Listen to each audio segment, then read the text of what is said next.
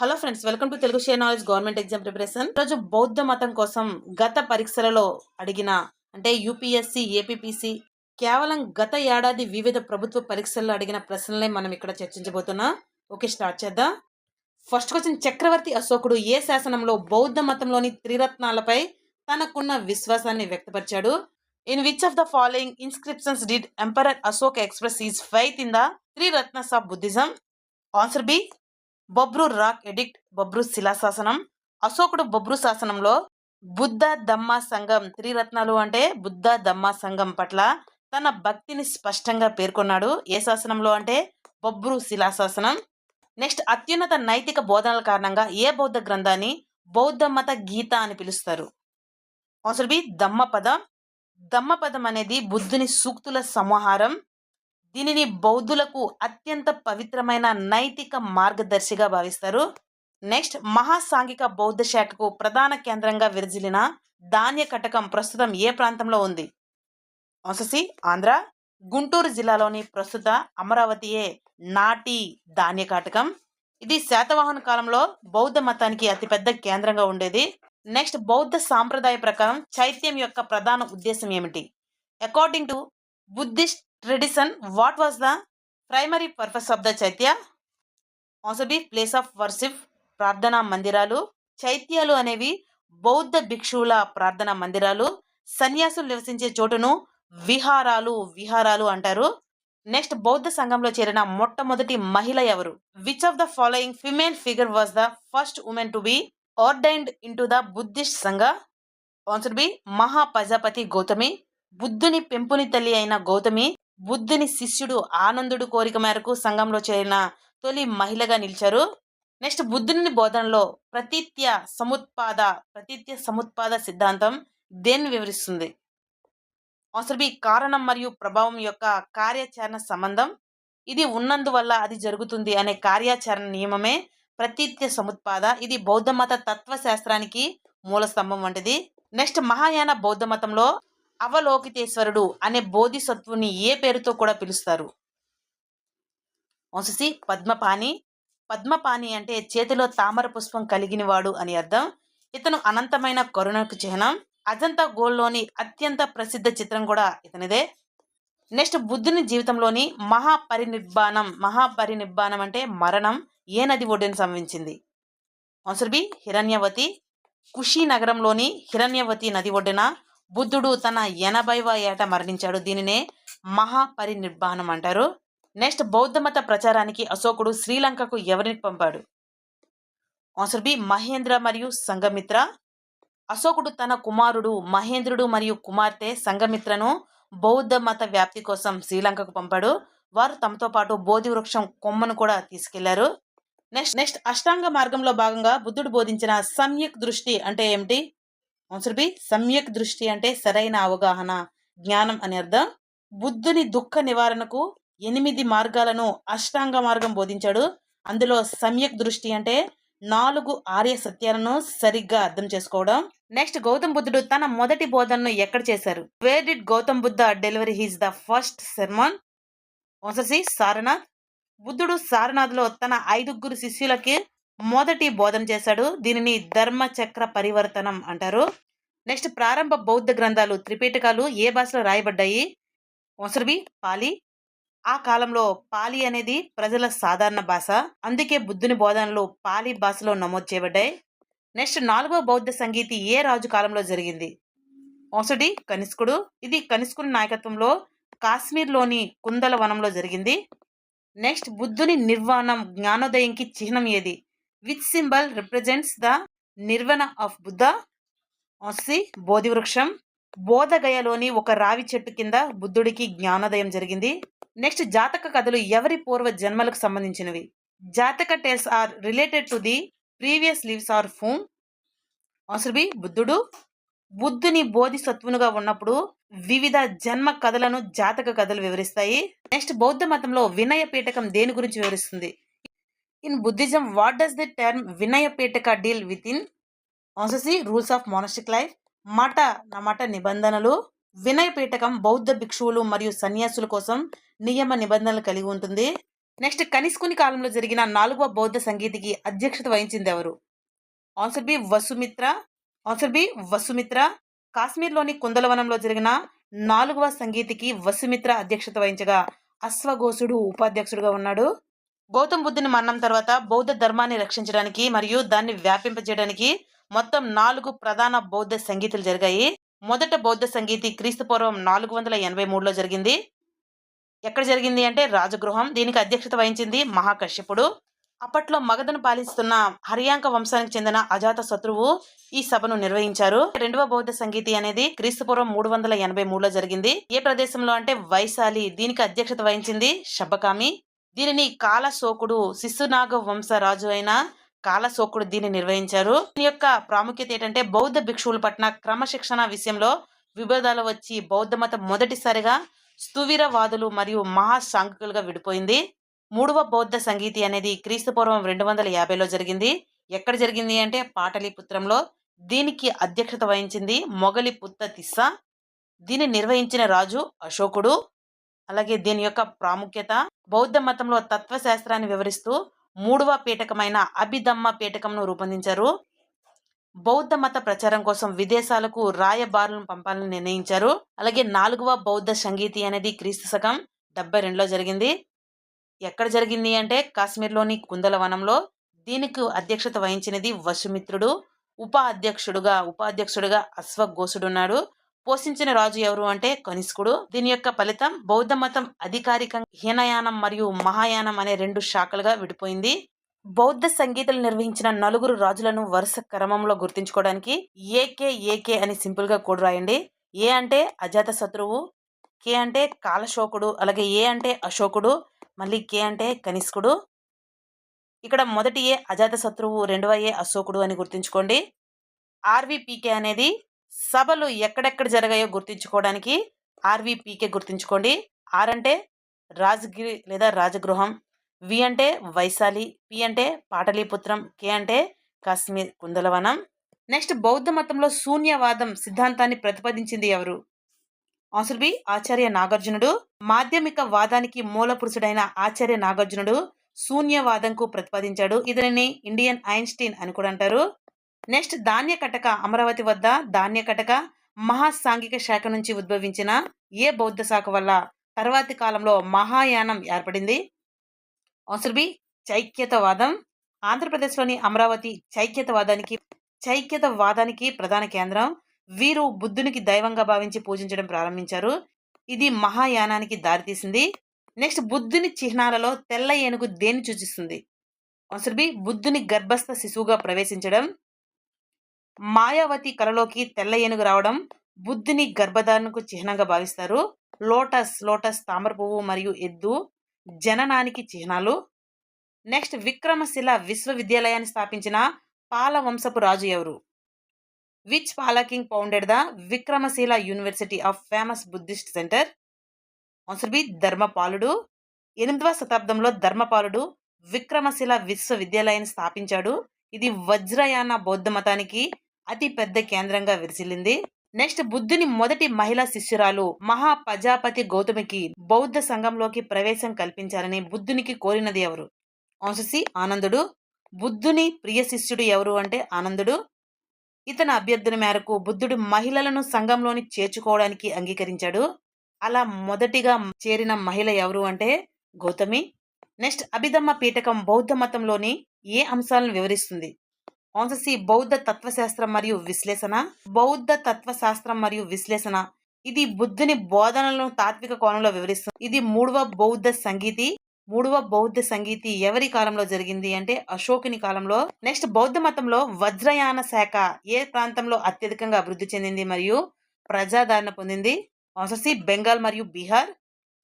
పాలరాజుల కాలంలో 8వ శతాబ్దం నుంచి వజ్రయాన శాఖ అంటే తాంత్రిక బౌద్ధం బెంగాల్ మరియు బీహార్ ప్రాంతాల్లో బాగా విస్తరించింది. దీనికి ప్రధాన కేంద్రం ఏది అంటే విక్రమశిల అనేది ప్రధాన కేంద్రం. నెక్స్ట్ గౌతమ బుద్ధుడు ఏ నది ఒడ్డున నిర్వాణ జ్ఞానోదయం పొందాడు? ఆన్సర్ బి నిరంజన. నేటి గయలోని నిరంజన దీనినే పల్గు నది అని కూడా అంటారు. నది ఒడ్డున ఒక రావి చెట్టు కింద బుద్ధునికి 35వ ఏట జ్ఞానోదయం జరిగింది. నెక్స్ట్ బుద్ధుని బోధనలో మధ్యమ మార్గం దేన్ని సూచిస్తుంది? ఆన్సర్ ఏ కఠినమైన తపస్సు. ఆన్సర్ సి అతి విలాసం మరియు అతి తపస్సు రెండింటిని వదిలేయడం. జీవితంలో అతి అనేది ఎప్పుడూ ప్రమాదకరమని, మధ్య మార్గం అనుసరించాలని బుద్ధుడు బోధించాడు. ఇది బౌద్ధ మత ప్రాథమిక సూత్రం. నెక్స్ట్ ప్రసిద్ధ బౌద్ధ పండితుడు వసుబంధు రాసిన ఏ గ్రంథాన్ని బౌద్ధ మత విజ్ఞాన సర్వస్వం అని పిలుస్తారు? ఆన్సర్ బి అభిధమ్మ కోశ. వసుబంధు రాసిన అభిధమ్మ కోశ బౌద్ధ తత్వశాస్త్రం మరియు సిద్ధాంతాలను సమగ్రంగా వివరిస్తుంది. నెక్స్ట్ బుద్ధుని శిష్యుడు ఉపాలి క్రోడీకరించిన బౌద్ధ గ్రంథం ఏది? ఆన్సర్ బి వినయ పీఠకం. మొదటి బౌద్ధ సంగీతిలో ఉపాలి వినయ పీఠకాన్ని అంటే క్రమశిక్షణ నియమాలు, ఆనందుడు రాసిన శుద్ధ పీఠకాన్ని అంటే బోధనలను ఈ రెండు గ్రంథాలు వివరిస్తాయి. నెక్స్ట్ బుద్ధ చరితం కావ్యాన్ని సంస్కృతంలో రాసిన మహాకవి ఎవరు? Answer C అశ్వఘోషుడు. కనిష్కుని ఆస్థాన కవి అశ్వఘోషుడు. బుద్ధుని జీవిత చరిత్రను బుద్ధ చరితం పేరుతో సంస్కృతంలో రాశాడు. ఇతనికి భారతీయ మిల్టన్ అని కూడా పిలుస్తారు. నెక్స్ట్ బౌద్ధ మతంలో ప్రజ్ఞా పారమిత సూత్రాలను మరియు మాధ్యమిక వాదాన్ని అభివృద్ధి చేసింది ఎవరు? ఆన్సర్ బి ఆచార్య నాగార్జునుడు. శాతవాహనరాజు యజ్ఞశ్రీ శాతకర్ణికి సమకాలుడైన ఆచార్య నాగార్జునుడు మాధ్యమిక కారిక గ్రంథాన్ని రాశాడు. ఇతడిని రెండవ బుద్ధుడు అని కూడా పిలుస్తారు. నెక్స్ట్ బుద్ధుని చిహ్నాలలో గుర్రం దేనిని సూచిస్తుంది? ఆన్సర్ బి మహాబి నిష్క్రమణం. నెక్స్ట్ హీనయాన బౌద్ధ మతానికి అత్యంత ప్రధానమైన కేంద్రంగా వెలిసిన వల్లభి విశ్వవిద్యాలయం ప్రస్తుతం ఏ రాష్ట్రంలో ఉంది? Answer C Gujarat. గుజరాత్లోని వల్లభి విశ్వవిద్యాలయం హీనయాన బౌద్ధ మతానికి విద్యకు ప్రసిద్ధి. ఇది నలంద విశ్వవిద్యాలయానికి ధీటుగా ఉంటుంది. నెక్స్ట్ బౌద్ధ మతంలో విశుద్ధి మగ్గ అనే ప్రసిద్ధ గ్రంథాన్ని రాసింది ఎవరు? ఆన్సర్ ఏ బుద్ధఘోషుడు. 5వ శతాబ్దపు గొప్ప బౌద్ధ పండితుడు. ఇతను శ్రీలంకలోని అనురాధపురంలో ఉండి ఆ గ్రంథాన్ని రాశారు. ఇది దేవవాద బౌద్ధంలో అత్యంత ముఖ్యమైనది. నెక్స్ట్ బుద్ధుని అస్తుకలపై నిర్మించిన ఏ స్తూపాన్ని మహాచైత్యం అని పిలుస్తారు? ఆన్సర్ బి అమరావతి స్తూపం. ఆంధ్రప్రదేశ్లోని అమరావతి స్తూపాన్ని దీపల దిన్నె లేదా మహాచైత్యం అని పిలుస్తారు. ఇది దక్షిణ భారతదేశంలోనే అత్యంత గొప్ప బౌద్ధ కట్టడం. నెక్స్ట్ కనిష్కుడు ఆదరించిన బౌద్ధ మత శాఖ ఏది? Which sect of Buddhist was patronized by king Kanishka? Answer B మహాయానం. కనిష్కుడు ఆదరించిన బౌద్ధ మత శాఖ మహాయానం. కనిష్కుని కాలంలోనే బౌద్ధ మతం రెండుగా విడిపోయింది. కనిష్కుడు బుద్ధుడిని దేవుడిగా పూజించే మహాయాన శాఖను ప్రపంచవ్యాప్తంగా వ్యాపింపజేశాడు. నెక్స్ట్ బౌద్ధ మతంలో అనాత్మవాదం దేనిని వివరిస్తుంది? In Buddhism what does the Anatmavada explain? Answer B శాశ్వతమైన ఆత్మ అనేది లేదు అనేది బౌద్ధ మతంలో అనాత్మవాదం అనేది వివరిస్తుంది. హిందూ మతంలోని ఆత్మ సిద్ధాంతానికి విరుద్ధంగా బౌద్ధ మతం అనాత్మను బోధిస్తుంది. అంటే మనిషిలో శాశ్వతమైన మార్పు లేని ఆత్మ ఏది లేదని అర్థం. నెక్స్ట్ బుద్ధఘోషుడు రాసిన ఏ గ్రంథం థేరవాద బౌద్ధ మతానికి అత్యంత ప్రామాణికమైనదిగా పరిగణించబడుతుంది? ఆన్సర్ బి విశుద్ధి మగ్గ. విశుద్ధి మగ్గ అంటే పరిశుద్ధ మార్గం అని అర్థం. ఇది థేరవాద సిద్ధాంతాలను సమగ్రంగా వివరిస్తుంది. నెక్స్ట్ బౌద్ధ మతంలోని మహాయాన శాఖ ఏ భాషలో తన గ్రంథాలను రచించింది? ఆన్సర్ బి సంస్కృతం. ప్రారంభ బౌద్ధ మతం హీనయానం అనేది పాలీ భాష వాడుగా కనుస్కుని కాలం నుండి వచ్చిన మహాయాన బౌద్ధం అనేది సంస్కృత భాషను స్వీకరించింది. నెక్స్ట్ విఖ్యాత బౌద్ధ క్షేత్రం బోధగయలోని మహాబోధి ఆలయాన్ని ఏ గుప్త రాజు కాలంలో పునర్నిర్మించారు? Answer B సముద్రగుప్తుడు. శ్రీలంక రాజు మేఘవర్మ అభ్యర్థన మేరకు సముద్రగుప్తుడు బోధగయలోని బౌద్ధ విహారాన్ని నిర్మించాలని అనుమతించి ఆలయ అభివృద్ధిని సహకరించాడు.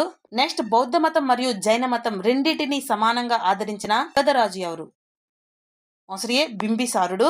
హర్యాంక వంశ స్థాపకుడైన బింబిసారుడు బుద్ధుడికి మరియు మహావీరుడికి సమకాలికుడు.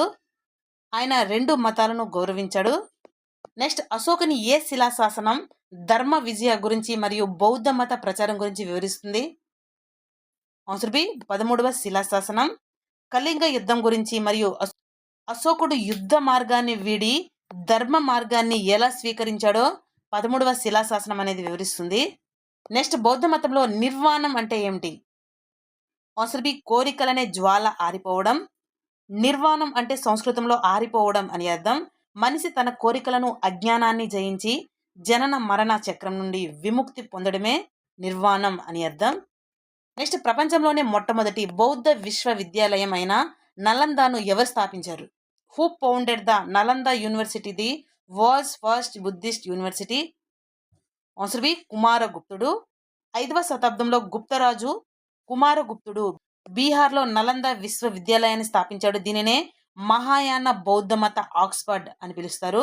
నెక్స్ట్, బౌద్ధ మతంలో బోధిసత్వుడు అనే భావన ఏ శాఖకు చెందినది? The concept of Bodhisattva in Buddhism belongs to which sect? Answer B మహాయానం.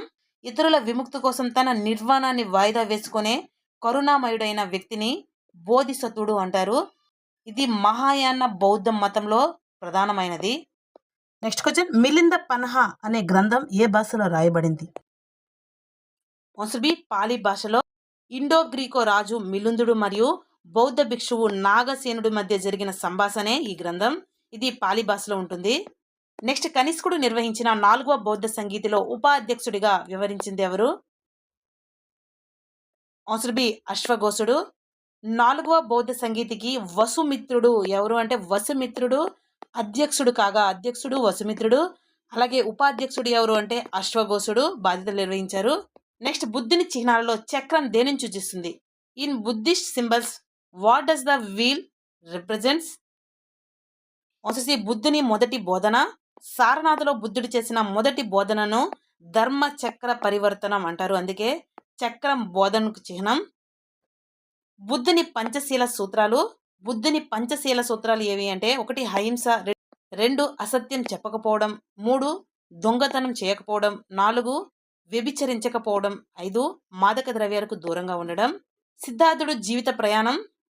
ఇతని జననం ఏది అంటే లుంబిని, నేపాల్లో గల లుంబినిలో.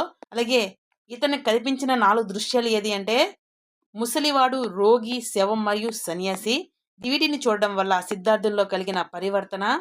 మహాబి నిష్క్రమణం ఎంత వయసు ఏళ్ళలో జరిగింది అంటే 29 ఏళ్ల వయసులో సత్యాన్వేషణ కోసం రాజసౌధాన్ని వదిలి వెళ్ళడం. అలాగే జ్ఞానోదయం, బుద్ధునికి జ్ఞానోదయం గయలో బోధి వృక్షం కింద 35వ ఏట సత్యాన్ని గ్రహించడం. బుద్ధుని తత్వశాస్త్రం ఈ 4 సూత్రాల చుట్టూనే తిరుగుతుంది. ఈ 4 బౌద్ధ మతానికి పునాది. 1 దుఃఖం, 2 దుఃఖ సముదయం, 3 దుఃఖ నిరోధ, 4 దుఃఖ నిరోధ గామిని పతిప్రద. దుఃఖ సముదయం, ప్రతి దుఃఖానికి ఒక కారణం ఉంటుంది. ఆ కోరికనే కోరిక అంటారు. దీనిని జయించడం. అలాగే దుఃఖ నిరోధం, కోరికలను జయిస్తే దుఃఖం అంతమవుతుందని. అలాగే దుఃఖ నిరోధ గామిని ప్రతిప్రద, దుఃఖాన్ని వదిలించుకోవడానికి ఒక మార్గం అనేది ఉంది, అదే అష్టాంగ మార్గం అని వివరించారు. ఈ 4 అనేవి బౌద్ధ మతానికి పునాది. అలాగే బుద్ధుని యొక్క అష్టాంగ మార్గాలు మొత్తం 8. దుఃఖం నుంచి విముక్తి కోసం నిర్వాణం అంటే మోక్షం సాధించడానికి బుద్ధుడు సూచించిన 8 సూత్రాలు: సరైన దృష్టి, సత్యాన్ని గ్రహించడం; సరైన సంకల్పం, మంచి ఆలోచనలు కలిగి ఉండడం; సరైన వాక్కు, అబద్ధాలు చెప్పకపోవడం; సరైన కర్మ, అహింసను పాటించడం; సరైన జీవనం, నీతిగా బతకడం; సరైన ప్రయత్నం, మనసును నియంత్రించడం; సరైన స్మృతి, ఎప్పుడూ మెలకువగా ఉండడం; అలాగే సరైన సమాధి, ఏకాగ్రతతో ధ్యానం చేయడం. ఈ 8 సూత్రాలు అనేవి దుఃఖం నుండి విముక్తి కోసం బుద్ధుడు సూచించిన 8 సూత్రాలు. బుద్ధుని మరణం తర్వాత బౌద్ధ మతం ఎలా మారిందో బుద్ధుని జీవితంలో ముఖ్యమైన చిహ్నాలు: జననం కోసం తామర పువ్వు, అలాగే ఎద్దు, ఈ 2 వివరిస్తాయి. తామర పువ్వు అనేది పవిత్రతకు, అంటే బుద్ధుని జన్మించినప్పుడు పవిత్రమైన వాతావరణాన్ని ఇది సూచిస్తుంది. అలాగే ఎద్దు అనేది సిద్ధార్థుడు జన్మించిన రాశి ఏది అంటే వృషభ రాశి, అందుకే ఎద్దును కూడా ఒక చిహ్నంగా భావిస్తారు. గర్భస్థ శిశువుగా ప్రవేశించడం అనేది తెల్ల ఏనుగు అనేది సూచిస్తుంది. బుద్ధుని తల్లి మాయాదేవి కలలోకి ఒక తెల్ల ఏనుగు వచ్చినట్లు చరిత్ర చెప్తుంది. ఇది బుద్ధుడు ఆమె గర్భంలోకి ప్రవేశించినందుకు చిహ్నం. గుర్రం అనేది సిద్ధార్థుడు తన 29వ ఏట రాజభోగాలను, కుటుంబాలను వదిలి జ్ఞాన అన్వేషణ కోసం వెళ్ళిపోయాడు అని గుర్రం అనేది సూచిస్తుంది. అలాగే జ్ఞానోదయం అనేది బోధి వృక్షం సూచిస్తుంది. మొదటి బోధన కోసం వివరించే చిహ్నం ఏది అంటే ధర్మచక్రం. మహాపరినిబ్బానం, డెత్ కోసం చూపించేది స్తూపం. బుద్ధుని ఉనికి కోసం ప్రారంభ బౌద్ధ మతంలో బుద్ధుని ఉనికిని తెలపడానికి పాదముద్రలను పూజించేవారు. అలాగే అలాగే యవ్వనం శక్తి కోసం సూచించే చిహ్నం ఏది అంటే సింహం.